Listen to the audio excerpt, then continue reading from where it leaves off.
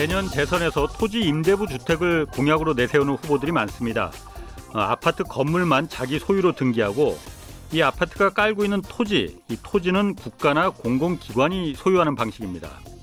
집을 사고 팔 수는 있지만 땅이 이게 자기 소유가 아니기 때문에 시세 차익이 원천적으로 발생할 수 없는 방식입니다. 다음 대통령이 누가 되든 이 공약만큼은 좀 꼭 지켰으면 합니다. 2014년 이명박 정부가 집값을 잡겠다고 이 강남구에 토지 임대부 주택을 건설했거든요. 당시 주변 아파트 시세의 반의 반값에 분양됐습니다. 이런 토지 임대부 주택을 원래는 전국에 30만 채 짓겠다고 했지만은 이 건설사들의 반대에 부딪혀서 400여 채만 짓고 폐기해버렸습니다. 원래 계획대로 30만 채를 지었다면 이 집값이 이 지경이 되지는 않았을지도 모르겠습니다. 아파트 공급도 중요하지만 더 중요한 건 서민과 청년들이 살 수 있는 적당한 가격입니다. 10억짜리 아파트 100만 채 짓는다 한들 그거 누가 살 수 있겠습니까? 토지 임대부 주택을 지을 만한 공공부지는 또 찾아보면 많습니다. 용산에 철도 정비창도 있고 인근에 이전되는 미군 기지도 있습니다. 주택담보로 채권을 발행하면 재원 마련하는 것도 그렇게 어렵지 않을 겁니다. 다음에 들어설 정부의 의지가 있느냐 없느냐의 문제입니다. 네, 저는 경제와 정의를 다잡는 홍반장 KBS 기자 홍사원입니다. 홍사원의 경제쇼 출발하겠습니다. 유튜브 오늘도 함께 갑시다.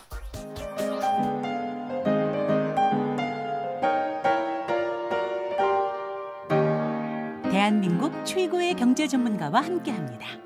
믿을 만한 정보만 쉽고 정확하게 전해드립니다. 홍사원의 경제쇼. 네, 글로벌 반도체 업계 이 물밑 인수 합병 M&A 경쟁이 지금 굉장히 치열하다고 합니다. 현재 어떤 상황인지 자세히 알아보겠습니다. 반도체 전문가시죠? 이승우 유진투자증권 리서치센터장 나오셨습니다. 안녕하세요. 예, 안녕하세요.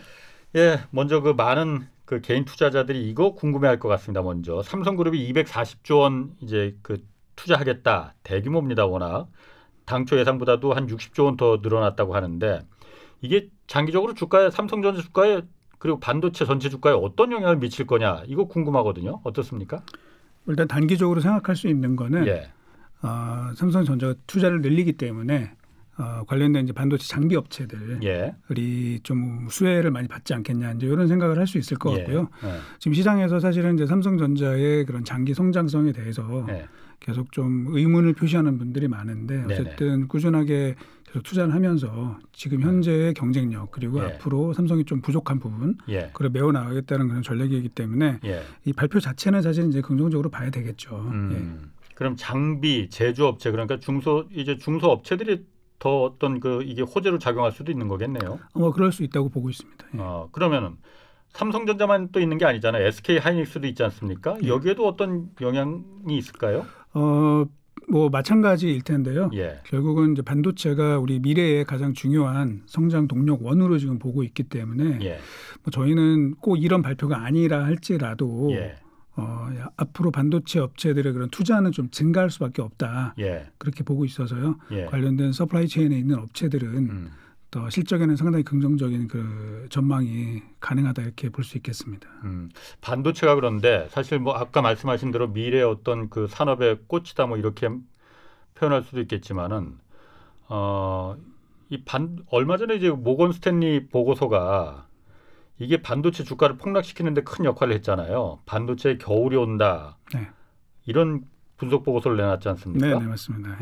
일단 그게 나오면서 이제 삼성전자와 SK 하이닉스 주가가 폭락을 했어요. 굉장히 많이 떨어졌죠. 많이 빠졌습니다. 그런데 또 상대적으로 대만의 그 타이완의 TSMC 여기는 만드는 품목이 좀 다르긴 하지만은 여기는 또 올랐거든요, 많이. 이걸 어떻게 해석을 할 수가 있습니까? 그래서 이제 원래 메모리 반도체에 대한 이제 기본적인 선입관 뭐 이런 것들이 굉장히 시클리컬하다. 그러니까 좋았다 안 좋았다를 계속 좀 반복한다. 사이클이 있다. 그렇게 이제 보고 있는데. 결국은 이제 그동안 좀 좋았거든요. 근데 이제 앞으로 좀 안 좋아질 수 있다. 이제 이런 코멘트가 나왔기 때문에 외국인들이 사실은 이제 굉장히 많이 매도를 했습니다. 뭐 전례 없는 수준이라고 보시면 됩니다. 아주 저도 그 난생 처음 보는 수준의 그런 강도로 외국인들이 매도를 했고요. 반면에 이 TSMC가 하고 있는 파운드리는 사실은 시클리컬한 그런 특성보다는 좀 꾸준히 시장이 좀 성장한다는 이런 의미가 좀 있습니다. 예. 그러다 보니까 이제 상대적으로는 좀 괜찮은 편이긴 하지만 사실은 TSMC도 뭐라 그럴까요? 시장 전체 평균 올라간 거에 대비해서 보면은 그렇게 많이 올랐다고 보기는 좀 어려울 것 같습니다. 아, 그렇군요. TSMC는 원래 메모리는 하지는 않죠, 거기는. 예, 그렇습니다. 그럼 삼성전자나 그 SK 하이닉스가 주력으로 하는 메모리하고는 좀 그 생산하는 품목은 다르네요. 완전히 다르죠. 그러니까 삼성전자랑 SK 하이닉스는 이제 자신들이 설계한 제품을 직접 생산하는 그런 업체들이고 TSMC는 사실은 제품은 아니고요. 그러니까 저희가 파운드리 서비스라고 얘기를 하거든요. 그러니까 TSMC는 서비스 업체입니다. 서비스 업체고 그 제품의 소유권은 다른 반도체 업체들한테 있는 것이죠. 그래서 그 TSMC 고객들이 주문을 한 그 반도체를 만들어주는 생산해 주기만 하는 그런 업체가 되는 것이죠. 네. 그러면 그 애초에 그 시초가 됐던 그 모건 스탠리가 반도체 겨울이 오고 있다라는 그 보고 분석에 대해서는 일단 뭘 보고 겨울이 오고 있다는 건 반도체 값이 떨어질 거라는 얘기잖아요. 네네. 뭘 보고 겨울이 오고 있다고 한 거예요? 일단 이제 그 현물 가격이 D램의 현물 가격이 좀 최근에 좀 빠지고 있거든요. 특히 한 8월 한 달 동안에 한 20% 정도 일부 제품의 경우에는 좀 빠지고 있었습니다. 그리고 이제 모건스탠에서 얘기하는 거는 결국은 재고가 반도체 재고가 반도체 업체들한테는 재고가 없어요. SK 하이닉스나 삼성전자는 재고가 별로 없습니다. 그런데 이 재고가 흔히 말하는 이제 유통 채널이나 또는 세트 업체들 쓰는 업체들 그쪽으로 넘어가 있고 이 재고가 좀 많기 때문에 수요가 뒷받침되지 않으면 결국은 이제 그거에 대한 조정 과정이 일어날 것이다. 근데 사실은 지금 3분기 현재 아직 우리가 3분기지만 3분기도 고정거래 가격 그 현물 가격 말고 고정거래 가격은 상승을 할 거고요. 4분기는 뭐 좀 갑론을박이 있지만 좀 이제 미리 그 윈터 이즈 커밍이라는 그런 제목으로 보고서가 좀 나왔습니다. 그래서 뭐 저희도 사실은 비슷한 의견이었습니다. 이제 저희가 그 의견에 어느 정도는 조금 동조를 했던 거는 사실은 이제 저희가 그 보고서 때문에 동조한 건 아니고 저희는 사실 연초부터 지금 일부 미스매치가 계속 발생을 하고 있었어요. 어떤 부분의 미스매치인가요? 그러니까 반도체 업체들은 지금 굉장히 실적이 좋습니다. 그렇죠. 삼성전자, SK 하이닉스뿐만 아니라 특히 대만의 반도체 업체들도 저희가 월별로 계속 그 업체들 매출력을 추적을 하고 있는데 굉장히 좋은 상태입니다. 근데 반면에 그 전 세계 이제 PC ODM 업체라고 있어요. 이 회사들은 뭐냐면은 HP나 델 또는 애플의 노트북을 이제 대신 만들어주는 업체들이죠.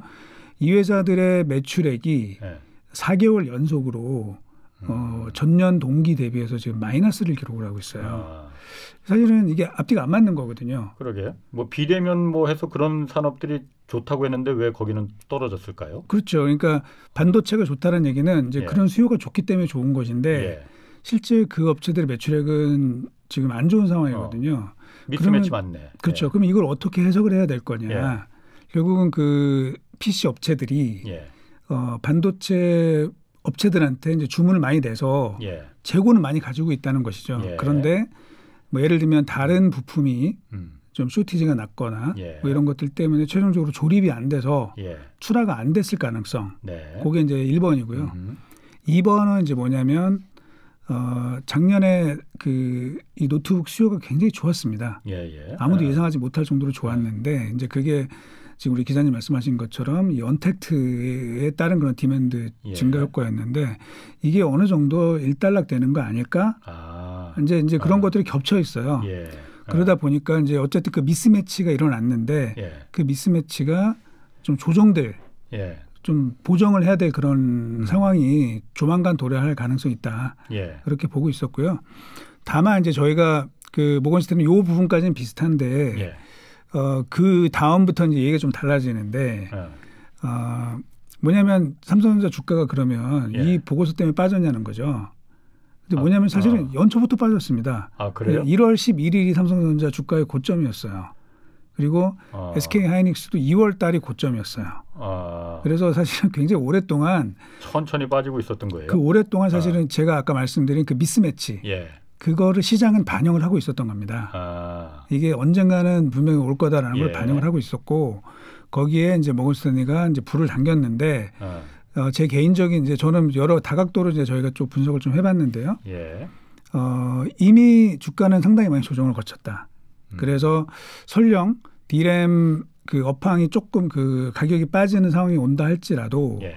주가는 굉장히 많은 조정을 거쳤고 특히 이제 그날 그 모건 스탠리 보고서가 나온 날 아시는 것처럼 삼성전자, SK 하이닉스에 걸쳐가지고 무려 7조 8천억 원의 외국인 순매도가 있었거든요. 그렇죠. 예. 그거는 사상 유례가 없는 수준입니다. 예. 그래서 그 정도라면 반도체를 이제 팔고 싶은 외국인들 예. 같은 경우는 상당 부분 저희가 뭐 다 정리됐다고는 말씀을 못 드리지만 상당 부분 일단락 되지 않았을까라고 예. 보고 있고 그 다음에 이제 또 한 가지는 그 삼성전자가 과거에 그 랠리를 했을 때 예. 흔히 말하는 이제 빅 랠리를 했을 때 예. 보면은 시장 대비해서 보통 한 2배 정도 더 많이 상승을 합니다. 예. 그러니까 상대 주가 기준으로 약 100% 초과 상승이 나타나는 경우가 있는데 예.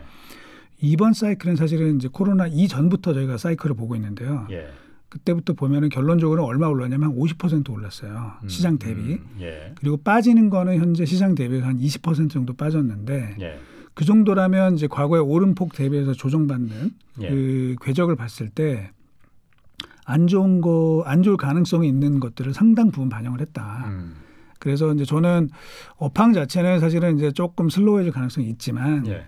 주가는 이미 그런 것들을 뭐 풀리라고 제가 말씀 못 드리겠지만 상당 부분 반영을 해놓고 있다 이렇게 생각을 하고 있습니다. 지금이 그러니까 바닥이다 이거죠? 네, 쉽게 그렇습니다. 그러면은 삼성 이 반도체 관련해서 지금 투자하신 분들은 지금 너무 그렇게 좌절할 필요 없다고 이렇게 생각하셔도 되는 거예요? 예, 맞습니다. 왜냐하면은 이게 삼성전자 주가나 반도체 주가 너무 어려운 게 예. 그 전에 이제 사실 애널리스트 입장에서 제일 편한 이야기가 뭐냐면은 예. 앞으로 실적이 좋아지니까 이 주식을 사세요. 이러면 제일 편합니다, 사실은. 그건 대부분 다 그렇게 말씀하시더라고요. 그렇죠. 그런데 실제 그럼 삼성전자 실적이 좋아졌는데 주가가 올랐냐? 예. 안 좋아졌거든요. 예. 선반영했다고. 예, 맞습니다. 그러니까 삼성전자는 지금 1분기, 예. 2분기, 3분기 계속 올라가고 있어요, 실적이. 예. 근데 주가는 아까 말씀드린 1월 달에 고점 찍고 현재 계속 내려가고 있는 예. 상황이거든요. 안 맞습니다. 예. 거기에 이제 굉장히 어려움이 있는 것이죠. 예. 그래서 저희가 왜 그럴까 또는 그 차이가 얼마나 날까 이제 이거를 작년에 이미 좀 분석을 마친 게 있는데요. 예. 그게 보통 한 9개월에서 12개월 선행을 한다라는 분석이 나왔어요. 거의 1년씩이나 선행을 한다는 거예요. 근데 사실은 그게 가능합니까? 어렵죠. 그러니까 그러면 9개월 뒤에 12개월 뒤에 그걸 어떻게 알아? 이익이 어떻게 될지 그러면 네가 알 수 있느냐? 예. 모릅니다. 저도 사실은. 예. 그래서 왜냐하면 그건 데이터가 나오는 게 아니기 때문에 예. 저희가 알 수가 없는데 이제 그래도 제 오래된 그 경험이나 예. 뭐 이제 다른 업체들과의 그런 코멘트 이런 것들 종합을 해가지고 예. 조금 이제 짜 맞추는 거죠. 짜 맞추는 건데 아까 말씀드린 것처럼 현재의 반도체 재고는 예. 반도체 업체들은 재고가 없어요. 예. 없는데 이게 세트 업체로 잠시 이전되어 있다. 그리고 그러면 그렇군요. 이게 언제 정도 소화될 거냐 예. 하는 것들을 봐야 되는데 거기에는 디맨드 영역도 있고요. 이제 또 하나는 다른 부품들의 쇼티지 이슈도 있거든요. 예. 이제 그런 것들을 봤을 때 저희가 최장 한 6에서 9개월 정도를 보고 있어요. 예. 그 조정 기간을. 그렇게 되면 늦어도 내년도 한 2분기 말이나 3분기 초부터는 예. 조금 업황이 안정될 가능성이 상당히 있다. 예. 그렇게 저희는 판단을 했고요. 예. 그러면은 아까 제가 말씀드린 9개월에서 12개월 선행한다 그러면은 이제 지금부터는 사실은 주가가 크게 빠지진 않고 예. 좋아질 그 어떤 촉매가 무엇이냐 그거를 찾게 될 가능성이 높다고 보고 있습니다. 알겠습니다. 또 하나 그 지금 변수가 그 TSMC 그 타이완의 TSMC가 어쨌든 메모리는 삼성과 SK 하이닉스가 거의 뭐 전 세계 시장 70% 독점하고 있지만은 이 비메모리 위탁 생산 같은 경우는 TSMC가 1등 업체잖아요. 예. 여기가 반도체 가격을 지금 인상할 거라고 해요. 네. 뭐 한 20%까지도 인상한다고 기사는 나오던데 네. 일단 왜 인상하는 겁니까? 일단 이제 가격을 결정하는 거는 뭐 다들 아시는 것처럼 수요와 공급 때문인데 네. 그만큼 현재 수요는 괜찮다. 예. 그런데 공급이 그걸 충분히 못 따라가니까 예. 가격을 올리겠다고 얘기를 한 것이고요. 공급이 못 따라가니까 뭐 왜냐하면 그 정도로? 반도체 공급이라는 게 뭐 예. 하루아침에 뚝딱 뭐 이렇게 올라갈 수 있는 게 아닙니다. 예. 근데 이제 그동안에 그러면 왜 가만히 있다가 지금 올리느냐 하는 건데 사실 이제 그동안에 조금씩 올렸는데 예.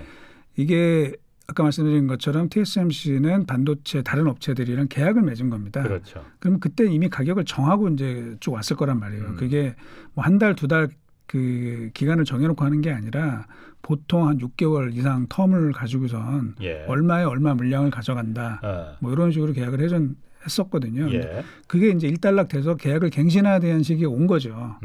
그래서 가격을 이제 올리는 예. 그런 과정으로 이해하시면 될 것 같습니다. 지금 현재가 네. 그 투자를 워낙 지금 TSMC도 공격적으로 미국에도 많이 투자한다고 하고 일본에도 또 공장을 설립한다고 하고 투자 규모가 워낙 많이 들어가니까 어쨌든 투자를 하려면 돈이 필요할 거 아닙니까? 네. 그것 때문에 가격 올리는 건 아니에요? 그런 이유는 없을까요?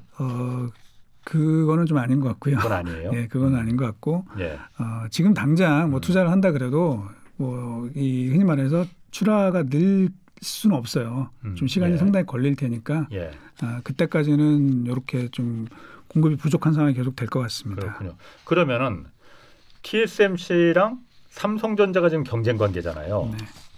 1등 업체가 이제 비메모리에서 생산하는 게 1등 업체가 TSMC고 2등이 삼성전자지 않습니까? 네. 물론 그 격차는 꽤 있더라고요. 네. 나더라고요. 그럼 2등인 삼성전자 입장에서 TSMC가 반도체 가격을 올린다고 하면은 삼성전자는 득입니까 실입니까 이거? 제가 그냥 아마추어적인 생각으로 봤을 때는 득일 것 같은데. 뭐 이제 그렇게 분석을 한 이제 기사도 있는데요. 예. 사실은 요 말씀을 좀 드리면 삼성전자도 가격을 올립니다. 올려요? 네. 마찬가지로 예. 그 계약 기간이 일단 끝난 제품들 예. 그것들에 대해서는 계약을 갱신하고요. 예. 그 계약을 뭐 TSMC 못지않게 올립니다. 다 현재 그렇게 되어 있고. 그렇군요. 그다음에 TSMC가 가격을 올리면은 예. 고객들이 그럼 삼성으로 바로 옮길 것이냐 이제 그거를 질문하신 것 같은데. 그러니까 직접적으로는 아니라고 제가 말씀을 드려야 될 것 같아요. 왜냐하면은 이게 그 우리 팹리스랑 파운드리의 이런 개념이라는 거는 반도체 흔히 말하는 커머디티 또는 이제 범용 반도체에 대한 것이 아니라 그 반도체 업체의 그 스페시픽한 그 특수 목적으로 만든 그 반도체를 대신 만드는 것이기 때문에 아무나한테 이걸 줄 수는 없는 것이죠. 근데 오랜 기간 협력을 해야 되는 것이라서 당장 뭐 TSMC가 올렸으니까 우리는 파운드리 업체를 삼성으로 바꿔야지. 뭐 이런 거는 굉장히 좀 드물다고 보셔야 되고요. 다만 이제 저는 그런 문제보다는 원론적인 입장에서 보면은 장기적으로 보면 미국에 많은 반도체 팹리스 업체들이 있는데 그 팹리스 업체라는 건 그러니까 직접 생산을 하지 않고 설계만 하고 그런 반도체 설계만 하는 회사. 대표적으로 뭐 애플도 그 중에 하나고요. 그렇죠. 뭐 구글이 될 수도 있고 퀄컴, 뭐 브로드컴 이런 회사들이 있는데 이 그런 회사들이 이제 TSMC에 이렇게 만들어 달라고 요청을 하는 거죠. 그렇습니다. 이제 고객사가 되는 건데 이런 고객 업체들이 워낙 현재 TSMC 의존도가 높다 보니 그거는 또 다른 비즈니스 리스크가 될 수 있거든요.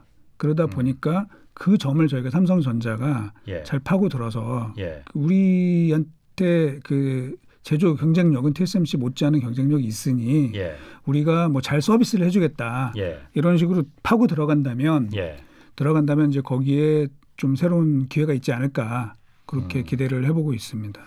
그런데 그 TSMC만 올리는 게 아니고 삼성전자도 가격을 올리는 게 결정이 된 거예요. 그럼 이 시기가 되면 다 올리는 시기군요. 그러면 시기가 그래서 그런 게 아니라 이제 지금 현재 워낙 그 파운드리 캐파가 빠듯한 상황이기 때문에 그렇습니다. 가격을 올려도 고객들이 그걸 수용을 하니까 좀 협상에서 결정이 될 텐데 그렇게 되는 것이고 제가 뭐 자세한 얘기는 못 드립니다. 왜냐하면 이 굉장히 그 실적과 관련해서 중요한 부분이기 때문에. 그래요? 그런 거 얘기 못 한다고 하니까 또 궁금해지는데요. 아니 삼성전자 입장에서는 뭐 TSMC가 올리든 말든 가격을 올린다고 하더라도 그 맡기는 업체들이 그래도 더 비싼 값에 줄 테니까는 생산해 줘 하면은 삼성전자 입장에서는 실적이 굉장히 좋아질 수 있습니다.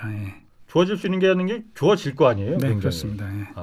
그럼 메모리뿐만이 아니고 이 비메모리 쪽에서도 삼성전자 입장에서는 굉장히 어떤 호재가 될 수가 있겠네요. 그렇습니다. 삼성전자가 사실은 작년 11월부터 올해 1월까지 주가가 많이 올랐는데 그때 주가를 올린 가장 큰 원인은 삼성전자 파운드리에 대한 기대감이었거든요. 파운드리가 결국 TSMC를 얼마나 격차를 좁히느냐 이제 그것 때문에 올랐는데 결과적으로 뭐 기억나시겠지만 이제 1분기 때 실적을 열어봤을 때 어떤 일이 벌어졌었냐면 그 삼성전자의 미국 공장, 텍사스에 있는 미국 공장에 정전 사태가 그랬죠. 났었죠. 한파 때문에. 예. 네. 뭐 그 이유도 있었고 또 삼성이 기대했던 거에 비해서 이제 수율이 예. 좀 좋지가 않았습니다. 네. 그래서 1분기에 그 많은 기대감을 안고 출발했음에도 불구하고 이 비메모리 삼성전자 비메모리 사업부가 적자를 냈거든요. 예. 적자를 냈습니다. 그래서 좀 고전을 했는데 예. 하반기 때는 그 파운드리 서비스 가격도 좀 올라갈 것 같고 예. 수율도 개선이 될 것 같고 예. 이렇게 되면은 이 비메모리 쪽의 실적이 상당 부분 좋아질 것으로 기대를 하고 있습니다. 저 센터장님 어떻습니까? 제가 얼마 전에 기사를 보니까 인텔에서도 지금 뭐 그 새로 차세대 그 칩 자기네 그 그래픽을 뭐 넣는 그 칩을 개발하는데 그것도 아마 TSMC에 위탁 생산을 맡기게 될 것 같다라고 하고 지난번에 또 고태봉 센터장도 뭐 확정된 건 아니지만도 그 테슬라도 그 어떤 그 자기네 이제 새로 인공지능 칩 D1 칩이라고 하더라고요. 이것도 아마 설계가 끝나면은 이것도 아마 TSMC에 맡기게 되지 않겠느냐. 그 이유는 기술적으로 TSMC가 삼성전자보다 앞서 있다라고 이유를 들더라고요. 기술적으로 삼성전자가 TSMC를 그렇게 많이 뒤쳐져 있습니까? 뭐 이제 실적으로 보면은 사실은 예. 차이가 많이 나지만 예. 사실은 순수하게 이제 기술적인 측면으로 보면은 예. 뭐 엎치락 뒤치락 한다고 보시면 됩니다. 뭐 그렇게 아주 그래요? 큰 차이는 아닐 것 같고요. 이제 예. 다만 제가 항상 삼성전자의 파운드리 이 비즈니스를 이야기를 할 때 예. 물론 이제 TSMC를 앞선다고는 얘기 못하지만 예. 가장 큰 걸림돌은 뭐냐면 아까 제가 이제 파운드리의 기본 속성은 뭐냐면 서비스업이라는 겁니다. 서비스업. 그러니까 서비스? 고객 입장에서 우리가 고객들의 가치를 최우선을 해야 되는데 예. 그 삼성전자의 파운드리는 자기네 비즈니스가 있다란 말이죠. 종합 반도체 업체죠. 예, 종합 전지 그리고 업체죠. 삼성 우리 스마트폰도 있고 예. 뭐 삼성 가전도 있고 삼성 브랜드가 있단 말이죠. 예. 그렇게 되면은 다른 반도체 업체들이나 또는 다른 서비스 업체 심지어 뭐 구글이 됐든 뭐 아마존이 됐든 이게 삼성을 언제든지 경쟁자로 돌변할 수 있는 그런 포지션에 있기 때문에 이게 삼성의 전적으로 의지하는 게 굉장히 큰 리스크가 될 수 있는 것이죠. 뭐 누구는 그 설계 도면을 주는 게 좀 꺼려진다 이렇게 말들도 하더라고요. 글쎄 뭐 그런 부분도 있을 것이고 그래서 항상 TSMC는 이야기할 제가 뭐 여러 번 그 다른 방송에도 여러 번 말씀을 드렸는데 TSMC는 항상 강조할 때 뭐라고 강조를 하냐면 We don't compete with our customers 이 얘기를 항상 합니다. 경쟁하지 않는다. 네. 근데 삼성은 그들과 경쟁하는 업체들이거든요. 그렇죠. 이제 그러다 보니까 상대적으로 같은 값이면 예. TSMC로 갈 수 있는 것이죠. 근데 거기에도 기술적으로 아직은 뭐 TSMC가 좀 앞서 있는 건 사실이니까 그러면은 사실 삼성이 그걸 가져오기가 고객들을 확보하기가 사실은 만만치 않은 부분은 사실입니다. 그러게요. 그럼 뭐 태생적으로 좀 어떤 핸디캡은 삼성전자가 갖고 있을 수밖에 없겠네요. 네. 제가 만약 예를 들어서 애플 그 회장이라 하더라도 굳이 삼성에 맡길 것 같지는 않습니다. 예, 그러니까 처음에 사실 그 애플 칩을 삼성전자가 100% 만들었습니다. 그랬죠. 네, 100% 만들었는데 결과적으로 스마트폰의 경쟁사다 보니까 뭐 이제 몇 %씩 뺏기기 시작하다가 근데 지금은 삼성이 0%가 된 거죠. 그런 부분을 좀 삼성전자 입장에서는 뭐 태생적인 핸디캡을 좀 극복 뭐 할 수밖에 없을 것 같아요. 그래서 이제 저도 이제 항상 이야기를 하는 게 뭐 기술 개발도 물론 중요하죠. 그리고 이제 그게 기본이 돼야 되겠지만 또 하나는 어떻게 고객을 우리가 확보를 할 것인가. 신뢰, 서비스 아까 서비스를 말씀하신 게 그거. 그래서 이제 그게 굉장히 중요하다. 그 말씀을 계속 강조를 드리고 있습니다. 그 다음에 이제 자동차 넘어가서 자동차 반도체 부족이 지금 몇 달 전부터 계속 이 경제쇼에서도 얘기를 했는데 이게 아직도 부족하다고 그래요. 뭐 자동차 생산이 또 그 몇 군데는 공장에 또 라인이 스톱됐다고도 하고 지금 이게 차량 반도체 부족이 왜 이렇게 계속 오래 가는 거예요? 이게 그렇게 어려운 반도체도 아니잖아요. 이건 비싼 반도체도 아니고.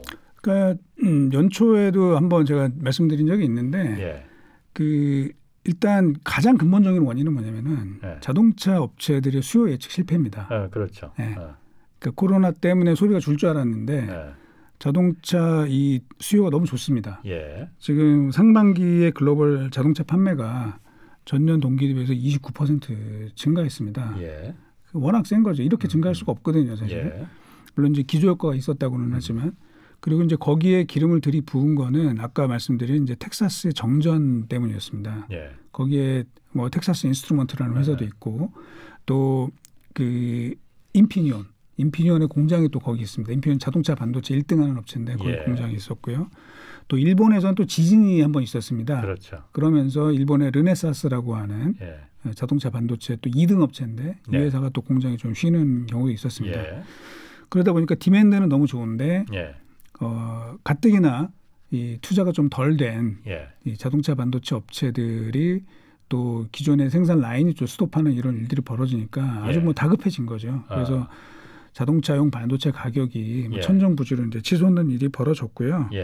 그 여전히 이제 그게 좀 이슈가 되고 있습니다. 특히 이건 뭐 제 개인적인 의견인데 미국 언론에서는 이제 자동차 산업이 미국에서 굉장히 중요한 산업이지 않습니까? 그렇죠. 특히 흔히 말하는 이제 러스트 벨트라고 하는 그 지역인 자동차 생산 지역인데 여기는 미국 선거에서 굉장히 중요합니다. 매우 중요하죠. 네, 그러다 보니까 정치인들이 이제 또 이거를 해결을 해야 된다라고 또 강조를 또 많이 하는 부분도 이제 같이 겹쳐져서 아주 이제 심각한 그런 상황처럼 이제 느껴지고는 있습니다.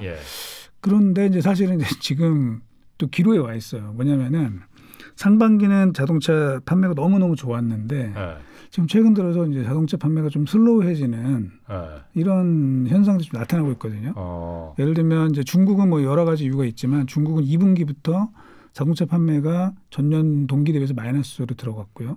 우리나라도 왜냐하면 사실 이제 코로나가 좀 괜찮은 나라인데 우리나라도 이제 마이너스로 들어갔습니다.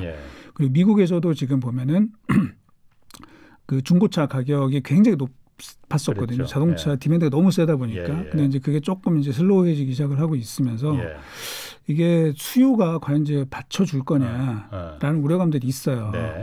근데 반면에 이제 자동차 반도체 쇼티지 이슈 때문에 뭐 너도 나도 자동차 반도체 어떻게 할 거냐 뭐 이런 일이 되다 보니까 제가 볼 때는 서서히 자동차 반도체 공급은 이제 좀 증가할 것 같습니다. 그리고 수요는 지금 오히려 반대로 좀 슬로우해질 가능성이 있기 때문에 뭐 지금 이제 막바지 단계인 것 같아요. 자동차 이 반도체 공급 부족이 막바지 단계인 것 같은데 요 고비만 넘어가면은 뭐 공급 부족 얘기는 쏙 들어갈 것 같고요. 어쩌면은 또 남아돈다 이 얘기가 나올 가능성도 그러니까 내년도 수요가 어떻게 될지 모르겠지만 그럴 가능성도 이제 배제할 수는 없다. 저희는 그렇게 생각을 하고 있습니다. 그 일각에서는 또 그런 얘기도 또 하던데 이게 뭐 맞는 건지 모르겠지만은 자동차 반도체 수요가 지금 워낙 그 부족하니까 그 반도체 일부 딜러 중에서 이걸 매점 매석하는 경우도 있다라고 그런 얘기도 하더라고요. 그거는 이제 그 실제 반도체 업체 중에 그러니까 미국의 텍사스 인스트루먼트라는 데가 있는데요. 거기가 지난 2분기 실적 발표에서 이제 그런 비슷한 이야기를 했습니다. 현재 그 반도체 수요 반도체 그 주문량은 실제 수요보다 더 많을 가능성이 있다.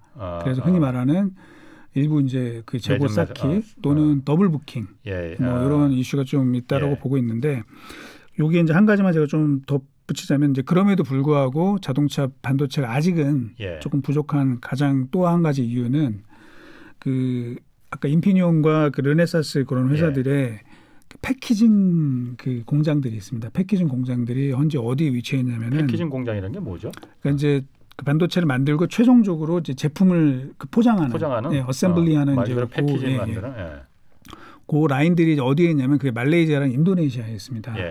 근데 이제 최근 들어서 말레이시아랑 인도네시아의 코로나 상황이 좀 안 좋습니다.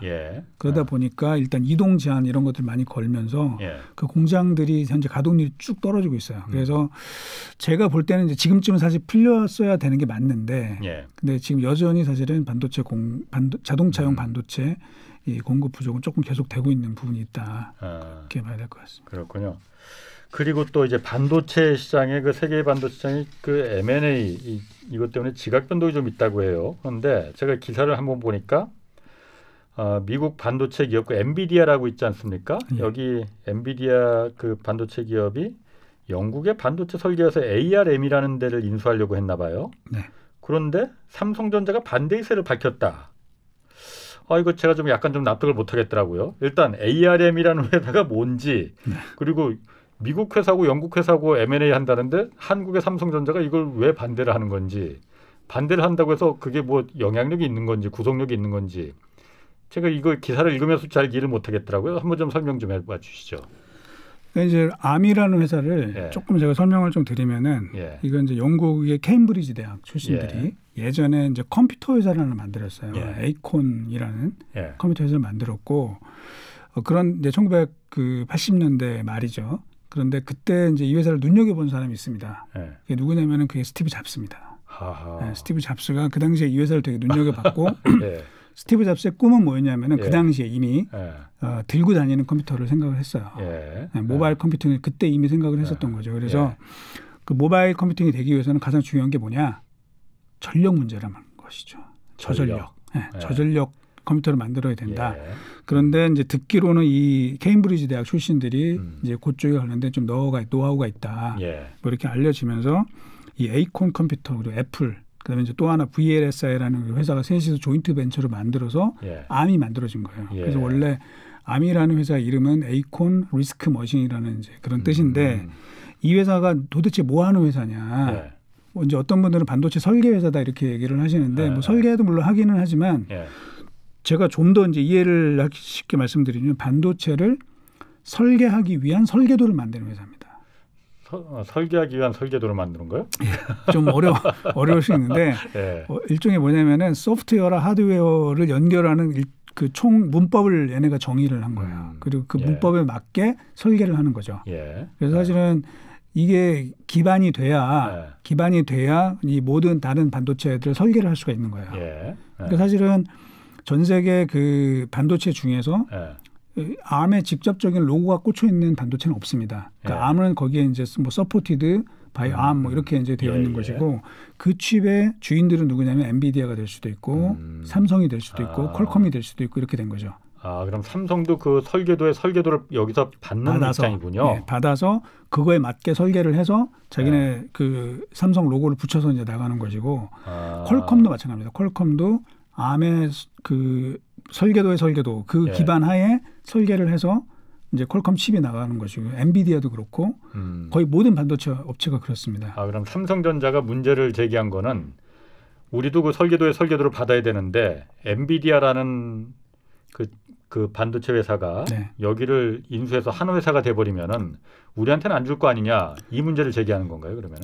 예, 뭐 그걸 비슷한 말씀인데 제가 이제 이게 맞는 예인지는 모르겠지만 예를 하나 좀 그 일반 우리 시청자 분들을 위해서 좀 들어드린다면은 예를 들면 그 굉장히 좋은 밀가루를 만드는 회사가 있다고 생각을 해보자는 거죠. 아주 밀가루? 굉장히 품질이 좋아. 그래서 압도적으로 가격도 저렴하고 품질도 좋습니다. 그래서 누구도 찾으려고 하겠죠. 그래서 이제 모든 그 우리 주변에 있는 모든 그 빵집들이 다 그 밀가루를 이제 쓰게 된 거예요. 그렇죠.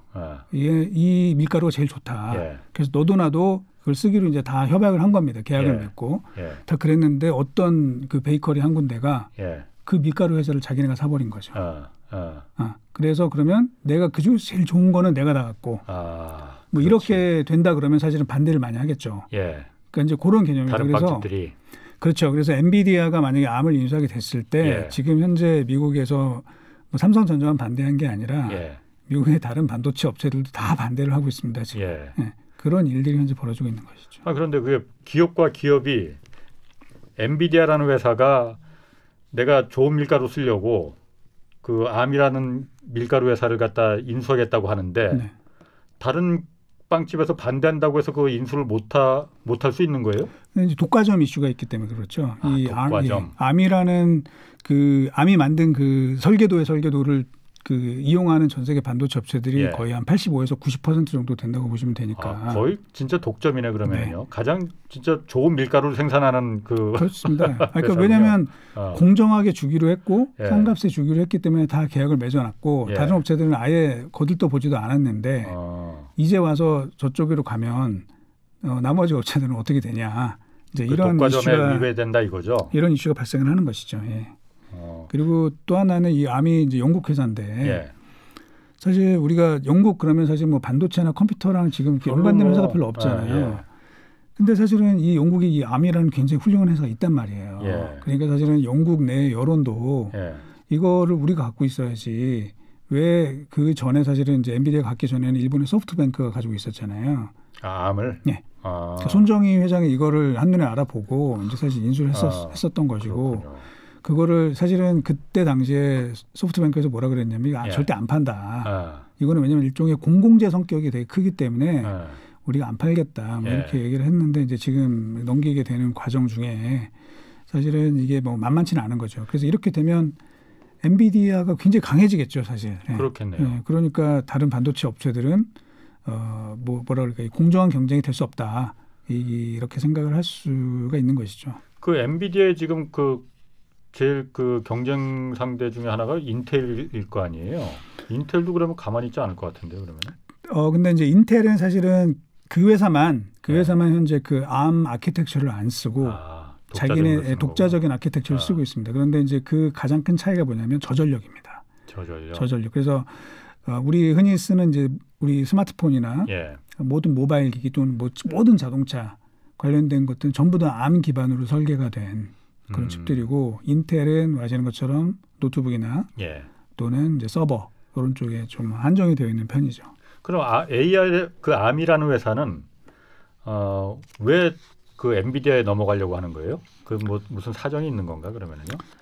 일단 이제 현재 ARM의 주인은 아직 뭐 이제 엔비디아로 넘어갈 수도 있겠지만 사실 소프트뱅크인데 소프트뱅크가 뭐 여러 가지 이유로 인해서 사실은 재작년에 이제 코로나 때문에 한번 휘청하기도 하고 뭐 이런 일이 좀 있었잖아요. 이제 그러면서 일부 자산을 매각을 하고 싶어 하기도 했어요. 근데 그 중에서도 이 ARM이 굉장히 그 우량 자산이었고 그때 또 괜찮은 가격에 이 오퍼가 나왔기 때문에 이게 좀 추진이 된 그런 거라고 보시면 됩니다. 삼성전자도 지금 240조 그 투자 계획 밝히면서 그 M&A도 지금 여러 군데서 지금 뭐 그 얘기 나오는 건 있잖아요. 그럼 어떤 좀 M&A 움직임이 있습니까? 삼성전자 같은 경우에는? 글쎄요, M&A를 저희가 뭐 미리 알 수는 없는 것이고 이거는 뭐 최종 발표될 때까지 저희가 알 수는 없고요. 다만 그동안에 이제 언론에서 많이 거론됐던 대표적인 회사는 뭐 이거는 뭐 제 생각이 아니라 언론에서 여러 번 거론됐기 때문에 제가 말씀드리는 건데 이제 뭐 네덜란드에 이제 NXP라는 회사가 있습니다. NXP, 자동차용 반도체에서 한 2, 3등 정도 하는 업체가 될 텐데요. 그 회사도 있고 또는 뭐 파운드리 쪽에 물론 지금은 이제 IPO를 한다는 얘기도 있지만 이제 글로벌 파운드리 이런 것도 삼성이 그런 후보가 될 수 있다라고 거론이 되는 언론에서 거론이 되는 그런 업체로 볼 수 있겠습니다. 그럼 반도체 말고 다른 뭐 다른 M&A도 물론 많이 진행은 되고 있겠지만은 가장 덩치가 큰 건 그 두 개가 지금 얘기가 되고 있다 이거군요. 그러면은 뭐 언론에서 얘기가 되는 거죠. 뭐 삼성에서 뭐 이렇게 발표하고 이런 건 전혀 없습니다. 삼성에서 아직 발표하는 건 없고. 이 글로벌 반도체 업계에 이렇게 대규모 M&A가 있을 때 기업 당사자들 간에 이제 M&A지 않습니까? 이게 원래는. 그런데 그 기업의 이 정부, 각국 정부도 그 M&A 있을 때 요즘 적극적으로 나선다고 해요. 이게 왜 그런 거죠? 정부가 왜 나서는 거죠? 일단 이제 첫째는 반도체 산업이라는 게 워낙 이제 글로벌 인더스트리이지 않습니까? 그래서 모든 산업에 그 파급을 주기 때문에 마찬가지로 그 매출액이 어느 정도 수준이 넘어가게 될 경우에는 이제 각국에서 이제 그 독과점에 대해서 이제 승인 심사를 합니다. 그래서 이제 업체 그 각국 정부들이 거의 개입을 할 수밖에 없는 것이고요. 그다음에 이제 또 하나는 이제 반도체가 다들 아시는 것처럼 이제 뭐 단순한 뭐 첨단 산업을 넘어서 국가 안보와 직결되는 것 아니냐. 뭐 이런 일들이 이제 많아지다 보니까 굉장히 민감하게 반응을 하는 거죠. 그래서 이제 그동안에 사실은 반도체에 좀 이렇게 얘기하기는 좀 뭐하지만 좀 손 놓고 있던 유럽 같은 데도 이 반도체를 우리가 좀 키워야 되는 거 아니냐. 뭐 이런 이야기도 굉장히 많이 나오고 있고 미국도 사실은 자기네는 설계 중심으로만 하고 반도체 생산은 주로 아시아 이제 뭐 TSMC나 뭐 삼성전자 이렇게 맡겨놨었는데 이 생산을 우리가 직접 해야 되는 거 아니냐라는 이제 그런 여론들이 많이 지금 올라오게 되면서 굉장히 민감하게 하나하나 현재 따지고 있는 상황입니다. 반도체가 이제 안보라는 그 측면에서 봤을 때 국가들이 그 각국의 정부들이 직접 M&A 하는데 이거 해라 마라 뭐 이런 부분도 이제 직접 개입을 할 수 있게 됐다 이거죠. 뭐 어느 정도는 이제 기본적으로는 아까 이제 독과점 이슈 때문에 그렇고요. 그거는 이제 또 좀 그거 민감하게 이제 보는 나라들이 좀 있으니까 그거는 부가적으로 나오는 이야기라고 보셔야 될 것 같습니다. 그렇군요. 그러면 어쨌든 지금 보면은 그 다른 그러니까 어떤 기업들도 이런 인수합병, 그 반도체 기업들 간에 서로 인수합병한다는 게 몸집을 키운다는 거잖아요. 네네. 그런 움직임들이 좀 구체적으로 좀 눈에 띄는 게 좀 있습니까? 굉장히 많습니다. 굉장히 많아요. 많고요. 좀 큰 거로 좀 따져보면 우리하고 좀 관련이 있을 만한 것 좀 따져보면 먼저 그 조금 옛날 얘기를 좀 같이 좀 해야 될 텐데요. 2015년도에 아까 제가 말씀드린 이제 NXP라는 네덜란드 회사가 미국의 프리스케일이라는 회사를 인수를 했습니다. 프리스케일은 사실은 잘 모르실 텐데 이게 모토로라의 반도체 사업부가 떨어져 나온 회사입니다. 그래서 그걸 인수하면서 자동차 분야에 이제 아주 막강 업체로 떠오르게 됐고요. 그 다음에 이제 아바고라는 이제 싱가포르계 미국 회사인데 이 회사가 역시 미국의 브로드컴을 인수하면서 사명을 브로드컴으로 바꿨죠. 그래서 잘 모르실 텐데 이 회사가 사실 퀄컴을 제치고 이 팹리스 매출액 1위 업체가 됐습니다. 아바고? 지금 이제 브로드컴이죠. 브로드컴이 1위가 되어 있고, 그다음에 인텔도 CPU만 하는 것이 아니라 이 회사가 이제 알테라라고 하는 좀 어려운데 FPGA라는 이런 반도체를 반도체 업계에서 2위를 하는 회사를 또 인수를 해가지고 자기가 좀 다각화를 해놓은 상황이고, 그다음에 웨스턴 디지털이 또 샌디스크를 인수를 하면서 그 낸드 플래시 분야에 이제 강자로 새롭게 떠올랐었죠. 그게 이제 4, 5년 전에 있었던 일들을 제가 말씀을 드렸고, 그리고 이제 2020년 작년도에도 여러 가지 일이 있었는데요. 미국의 아날로그 디바이스라는 회사가 이제 맥심이라는 반도체 회사를 인수를 했습니다. 인수를 했고, 그다음에 지금 이제 엔비디아가 ARM을 인수하겠다라고 이제 그다음에 발표를 했었고요. 그다음에 또 엔비디아의 경쟁 업체 중에 하나라고 할 수 있는 이제 AMD. AMD가 또 자일링스라고 하는 역시 마찬가지로 FPGA. 요거는 이제 주로 인공지능 쪽에 굉장히 다목적으로 쓸 수 있는 반도체인데 이제 그 업체를 또 인수를 했고, 또 그 마벨 테크놀로지라는 회사가 인파이라는 회사를 또 인수를 했습니다. 그리고 이제 우리나라도 지금 보시면 SK 하이닉스가 인텔의 낸드 사업부, 인텔의 낸드 사업부를 현재 인수하기로 결정이 났죠. 결정이 나서 이제 몇 나라를 특히 이제 중국의 그 최종 승인 이런 것들을 현재 기다리고 있는 상황입니다. 그럼 중국의 승인은 왜 기다립니까? 마찬가지로 중국 내에 그 인텔 낸드 사업부가 가지고 있는 매출액이 어느 정도를 넘어가게 되면은 그게 혹시 자국 산업에 피해를 줄지, 독과점에 위반되지 않는지 이제 이런 것들을 심사를 하게 되는 것이죠. 그럼 예를 들어서 중국 정부가 그거 안 된다 하면 안 되는 거예요? 그런 경우가 있습니다. 그래서 사실은 그 가장 이거는 이제 반도체 장비 업체인데 전 세계 반도체 장비 매출 1위 회사가 이제 미국의 어플라이드 머티리얼스라는 회사가 있는데 있죠. 이 회사가 그 한 3위 정도 하는 일본의 도쿄 일렉트론을 인수를 제안을 했습니다. 그래서 이제 대부분의 나라가 이제 승인을 해줬는데 중국에서 거부를 했습니다. 중국에서. 왜냐하면 이렇게 되면 너무나 막강한 업체가 탄생이 돼서 중국의 반도체 산업에 악영향을 줄 수 있다. 이렇게 판단해가지고 거부를 해가지고 인수가 무산된 바가 있습니다. 그래서 이제 사실은 그런 이슈 때문에 SK 하이닉스의 인텔 랜드가 이제 조금 마지막 고비가 남아 있고 이 엔비디아의 ARM 인수도 사실은 이게 만만치가 않아요. 뭐 중국도 이제 거기에 어떻게 나올지 모르겠지만 사실 영국 아까 말씀드린 것처럼 영국 내의 여론도 이거를 안 되는 거 아니냐. 우리의 자랑스러운 ARM이라는 회사인데 그거를 뺏긴다는 게 너무 억울하다. 뭐 이런 여론도 있다.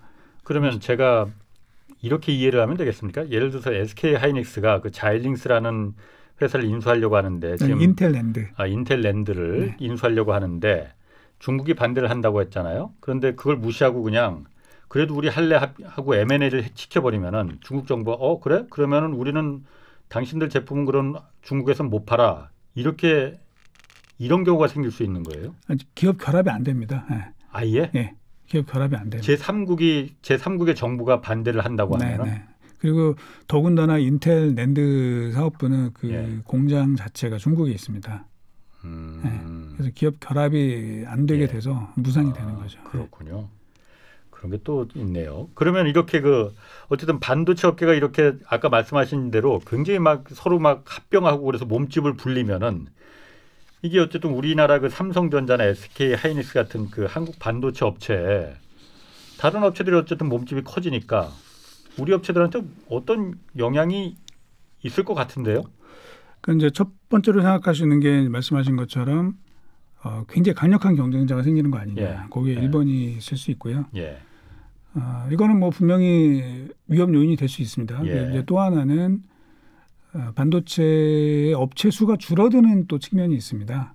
업체 수가. 예. 아. 예를 들면은 뭐 지금 아까 말씀드린 SK 하이닉스가 인텔을 인수를 하게 되고, 예. 아. 그다음에 또 최근에 이제 뉴스에 나온 것 중에 하나는 뭐 뉴스에서 보셨겠지만 미국의 웨스턴 디지털이 예. 일본의 키옥시아라는 예. 그 역시 낸드 플래시 하는 업체를 인수를 지금 하겠다. 네. 그렇게 얘기가 되고 있는데 이렇게 되면은 업체 수가 줄게 되고요. 그러면 이제 공급자가 너무 많은 상태에서 이 수가 줄어들게 되면은 좀 뭐라 그럴까 이 자정 작용이 스스로 좀 일어나게 됩니다. 예. 그래서 시장이 좀 안정화되는 예. 그런 측면이 있다. 그래서 예. 뭐 좋은 점도 뭐 좋은 점만 있고 나쁜 점만 있는 게 아니라 두 예. 가지가 좀 섞여 있습니다. 섞여 있는 측면이 있다. 그래서 근데 과거에 그 뭐라 그럴까 예를 들어 드린다면은 뭐 단기적으로는 이제 그런 좀 이슈가 될 수는 있지만 장기적으로 보면 제가 볼 때는 후자 쪽이 더 많아집니다. 즉, 긍정적인 면이. 수가 줄어들면서 예. 산업이 굉장히 좀 안정화되는. 예. 대신에 이제 이거는 반도체 업체 입장에서는 그렇게 되는데 예.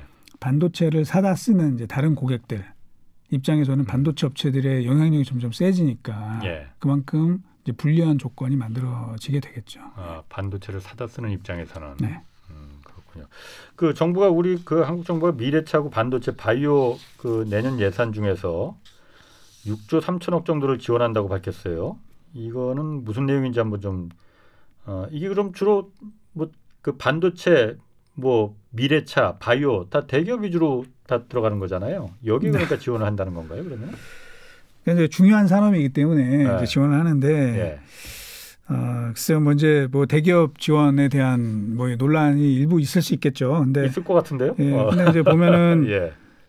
작년에 이제 중국 정부가 작년에 반도체만 지원한 게 40조가 되고요. 예. 미국이 지금 반도체 역시 반도체만 예. 다른 것도 아니고 반도체만 지원하겠다는 게 500억 달러입니다. 예. 물론 이제 몇 년에 걸쳐서 있는 거긴 하지만 예. 그러면 사실 우리 뭐 그 이 미래 산업에 6조 3천 지원한다는 게 과연 이제 많은 것이냐? 예. 뭐 글쎄요. 뭐 제가 볼 때는 상대적으로 이렇게 뭐 다른 왜냐면 이게 중요한 산업이니까 국가 전략 산업이 될 수 있는 것이기 때문에 예.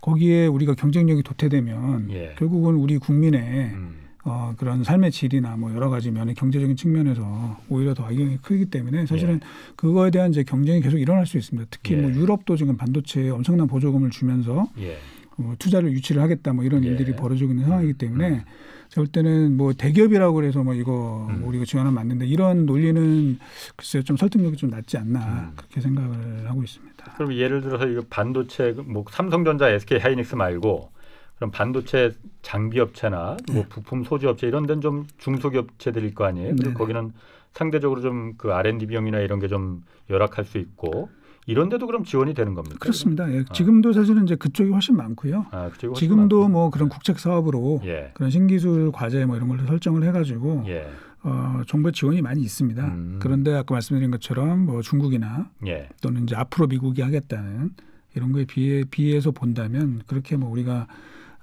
뭐 과도한 지원을 한다 이렇게 보기는 좀 어렵다고 봐야 되겠죠. 그렇군요.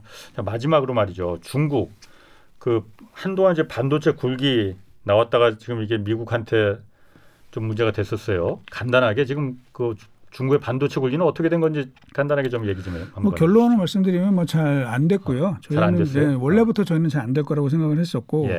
그 이유는 이제 뭐 반도체 원천 기술 자체가 중국이 너무 좀 취약하고 사실은 이제 중국은 그거를 돈으로 해결하려고 했었습니다. 그래서 많은 지원금을 주고 그다음에 뭐 혹시 M&A를 하면 되겠지 했는데 그 M&A가 미국에 의해서 원천 차단된 것들이 워낙 많았고 그렇게 되면서 지금은 사실은 나중에는 어떻게 될지 모르겠지만 현재까지는 잘 안 됐다라고 봐야 될 것 같고요. 이제 뭐 많은 분들이 왜 안 됐냐 뭐 중국 뭐 이런 얘기를 하시는 분들이 좀 있는데 물어보시는 분들이 있는데 저는 뭐 이유는 여러 가지겠지만 뭐 이렇게 좀 말씀을 드린 경우가 있습니다. 짧게. 네. 그러니까 중국에는 이건희가 없었고 그다음에 모리스 창이 없었다. 이렇게 말씀드리겠습니다.